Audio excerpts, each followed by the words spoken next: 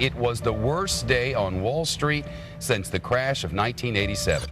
This is the only world I've ever known. This could be the most serious recession in decades. A system on the brink of collapse. But I'm getting ahead of myself.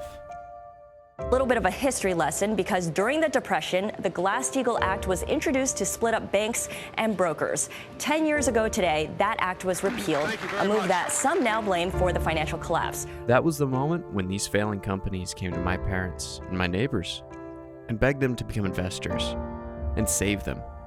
And we did.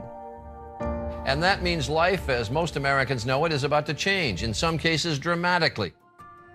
Now, I was one of the lucky ones. My dad didn't lose his job, and we weren't one of the millions that lost their homes or life savings. But as the years passed, I watched as we all started to accept that this is just how things were now. That money would be tight, and that more of us would live paycheck to paycheck as we saved more for college and paid more for our trips to the doctor, and we just held on. I watched my dad become a diabetic and the cost of insulin skyrocket. I watched as my friends lost their jobs and their health insurance when the companies they had worked at for 20 years moved their jobs overseas. In that time, I graduated college, I paid off my student loans, I started my first company with $3,000 in my pocket, and 2 years later, I started another one. And I became a member of the first generation that will not do better than their parents.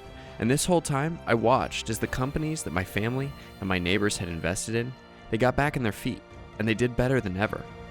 And we were left behind. And the more I watched, the more I started to realize that these things can be different. That every dollar we invested then, it's now worth so much more than we realize. It's worth enough to cover the extra cost of college. It's worth enough to cover everyone's cancer treatment. It's worth more than enough to make sure that no new mom has to worry about paying for someone to watch their kids while they go to work. And it's enough to cover all of the predatory loans that have been stopping entire generations from buying a home.